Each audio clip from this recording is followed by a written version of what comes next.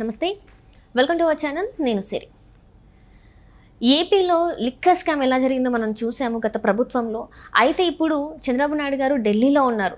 ఢిల్లీలో అమిత్ షా గారితో భేటీ అయ్యే అవకాశాలు ఉన్నాయి. అయితే ఆ భేటీ కూడా ఏంటంటే గత ప్రభుత్వ హయాంలో జరిగిన లిక్కర్ స్కామ్ గురించి అని చెప్పేసి మరి వార్తలు వస్తున్నాయి. మరి దీంతో జగన్మోహన్ రెడ్డి గారు అరెస్ట్ అయ్యే అవకాశం ఉందా? సో ఈ అంశాన్ని మనకి వివరించడానికి మనతో పాటు ఉన్నారు ప్రముఖ రాజకీయ విశ్లేషకులు కిలారి నాగార్జున గారు. నమస్కారం సార్. నమస్తే. సరే, ఇప్పుడు చూస్తుంటే చంద్రబాబు నాయుడు గారు అయితే ఢిల్లీలో ఉన్నారు. అమిత్ షా గారితో భేటీ అవుతున్నట్టు కూడా వార్తలు వస్తున్నాయి.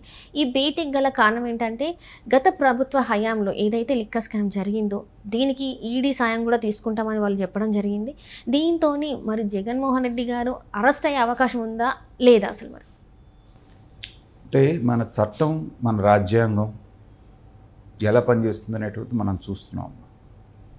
కొత్తగా జగన్మోహన్ రెడ్డి గారు కేసు పెట్టి ఆయన అరెస్ట్ చేయటం అనేటువంటిది పక్కన పెడితే ఆల్రెడీ 16 నెలల జైల్లో ఉండి దాదాపు 30 కేసులు ఎదుర్కొంటున్నటువంటి జగన్మోహన్ రెడ్డి గారు గత 5 సంవత్సరాల్లో ఏ రోజైనా కోర్టుకు అటెండ్ అవ్వడం మనం చూసామా?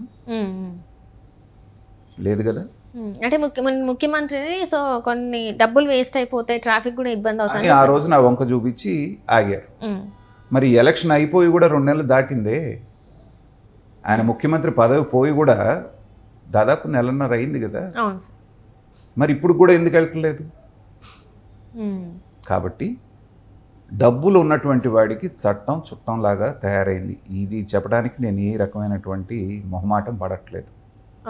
సామాన్యుడికి ఒక న్యాయం, డబ్బు ఉన్నవాడికి, అధికారం ఉన్నవాడికి ఒక న్యాయం అనేటువంటిది అటు న్యాయ వ్యవస్థలోను, ఇటు రాజ్యాంగంలోను, ప్రభుత్వాల్లోనూ కూడా నడుస్తూ ఉంటుంది. ఇది ఉన్నంతకాలం ఇలాంటి రాజకీయ నాయకులకి అదే ధైర్యం, అదే భరోసా. అంటే డబ్బు ఉంటే ఎలాంటి తప్పైనా చేయొచ్చు. గాలి జనార్దన్ రెడ్డి అతను జైలుకి వెళ్ళొచ్చాడు. ఇంతవరకు కేసు తేలిందా? ఆయన మళ్ళీ ఎమ్మెల్యే కూడా అయ్యాడు. జగన్మోహన్ రెడ్డి గారు మళ్ళీ ముఖ్యమంత్రి కూడా అయ్యాడు, దిగిపోయాడు కూడా. కాబట్టి వాళ్ళ ధైర్యం అది. కానీ ఇవాళ 100 కోట్ల రూపాయల ముడుపులు తీసుకున్నారు అన్నటువంటి చిన్న కేసులోనే ఢిల్లీ ముఖ్యమంత్రి కేజ్రీవాల్ గారు, తర్వాత మన రాష్ట్రానికి తెలంగాణకు సంబంధించిన కవిత గారు అరెస్ట్ అయ్యి ఢిల్లీ ఉప ముఖ్యమంత్రి 2 సంవత్సరాల నుంచి 2 సంవత్సరాల పైనుంచి జైల్లోనే ఉన్నాడు.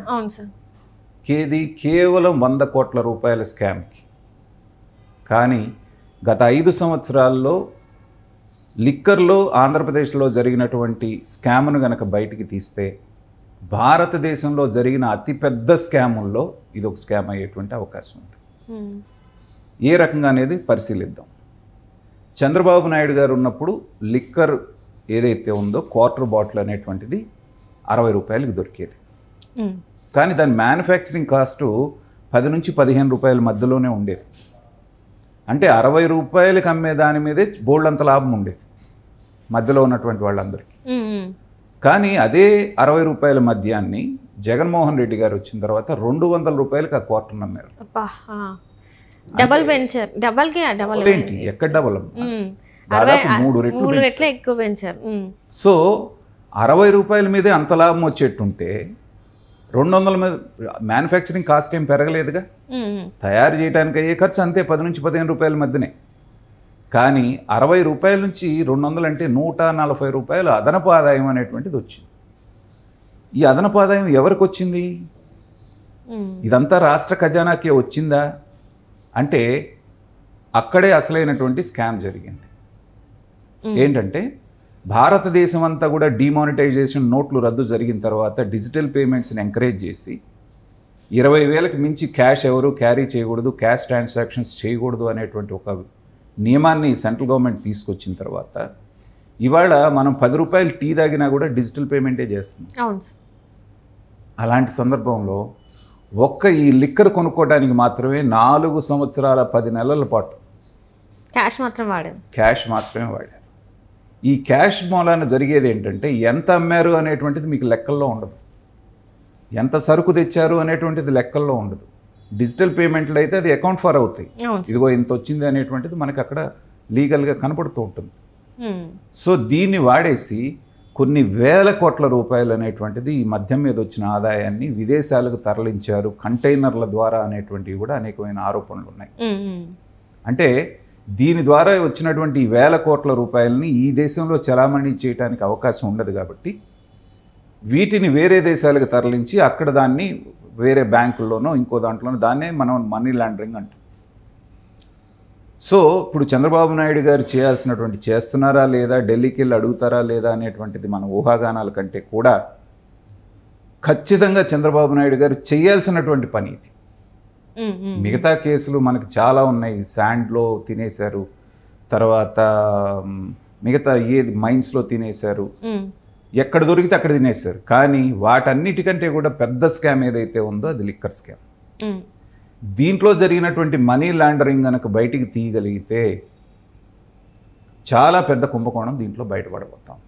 అంటే ఆల్రెడీ వాసుదేవ్ గారి ఇంట్లో, అంటే ఎవరైతే ఆ లిక్కర్ అది ఉన్నారో వాళ్ళ ఇంట్లో తనిఖీలు చేసినప్పటికీ కూడా తను లేరు. మనం ఇప్పుడు వార్తలలో చూస్తున్నాను ఏంటంటే తను పరారీలో ఉన్నారు, ఇంతవరకు ఎక్కడ కనిపించలేదు. హైదరాబాద్లో తనిఖీలు జరిగినప్పుడు కూడా ముఖ్యమైన ఫైల్స్ కొన్ని దొరికాయి, అక్కడ గోల్డ్ కూడా దొరికింది, బంగారం దొరికిందన్నారు.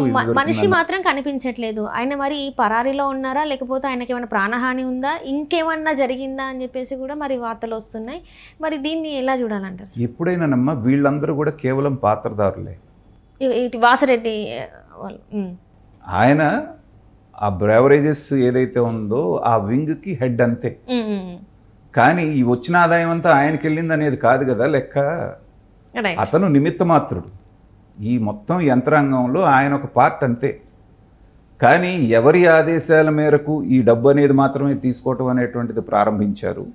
అల్టిమేట్గా ఈ జరిగినటువంటి డబ్బు అంతా ఎవరికి చేరింది, ఎండ్ యూజర్ ఎవరైతే ఉన్నారో ఆ బెనిఫిట్ అనేది ఎండ్ ఎవరికి చివరిసారిగా చేరింది అనేటువంటిది ముఖ్యం.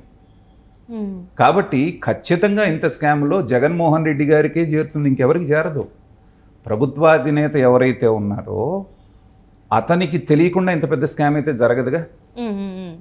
డిజిటల్ పేమెంట్స్ లేకుండా క్యాష్ పేమెంట్స్ తీసుకున్నారనేది జగన్మోహన్ రెడ్డి గారికి తెలియదా?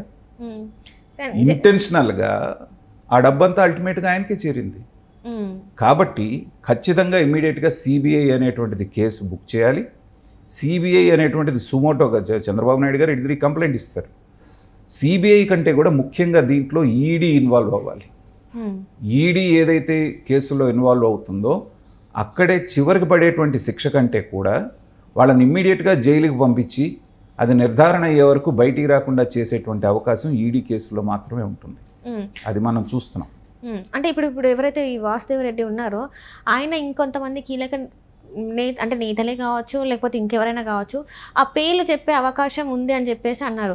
దానివల్లనే ఈరోజు ఆయన శిక్షే కావచ్చు, ఈ నేతల పేర్లు బయటకు రావడమే కావచ్చు, దానివల్లనే ఈయనని కొంతమంది దాచిపెట్టారు అన్న ఇది కూడా వస్తుంది అవకాశం. ఇప్పుడు మనం తెలంగాణ దీంట్లో చూసాము టెలిఫోన్ ట్యాపింగ్. ఆయన జంప్ అయిపోయాడు ప్రభాకర్ రావు. ఇవాళ వరకు ఆయన ఎక్కడ ఉన్నాడో తెలియదు. అంటే ఇంతకుముందు ఫారెన్ లో ఉన్నట్టు మనకి వార్తలు వచ్చాయి. ఆయన వస్తే గానీ ఆ స్కామ్ బయటికి రాదు, ముందడుగు పడదు. కాబట్టి ఆ కీలకమైన వ్యక్తిని చేస్తే సరిపోతుంది అనుకుంటారు.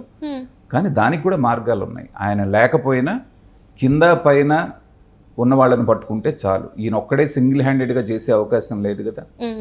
ఆ మొత్తం ఛానల్లో ఉన్నటువంటి కీలకమైన వ్యక్తిని ఎవరినైనా పికప్ చేస్తే, గట్టిగా పోలీస్ ట్రీట్మెంట్ కనుక ఇస్తే వాళ్ళు చక్కగా అప్రూవర్గా మారి, ఇప్పుడు ఢిల్లీ లిక్కర్ స్కామ్లో ఎలా ఇరుక్కున్నారు, ఆ ఒక నిందితుడే అప్రూవర్గా మారి వీళ్ళందరి చిట్ట అయిపోయాడు. అలాగే నీకు శిక్ష తగ్గిస్తాము, బెయిల్ ఇమీడియట్గా ఇస్తాము, నువ్వు అప్రూవర్గా మారమంటే వీళ్ళలో ఒక్కడ అప్రూవర్గా మారినా వీళ్ళందరి తలరాత్రులు మారిపోతాయి. ఖచ్చితంగా ఆంధ్రప్రదేశ్ ఇవాళ ఎదుర్కొంటున్నటువంటి సమస్యల్ని నుంచి కొంతన్నా బయటపడాలంటే ఇలాంటి స్కామ్స్ని నిర్ధారించి ఆ పోయిన సొమ్మునంతా కనుక మళ్ళీ వెనక్కి తెప్పించగలిగితే రాష్ట్రానికి చాలా మంచి జరుగుతుంది. చంద్రబాబు నాయుడు గారు ఆ పని చేస్తారని మనం ఆశిద్దాం.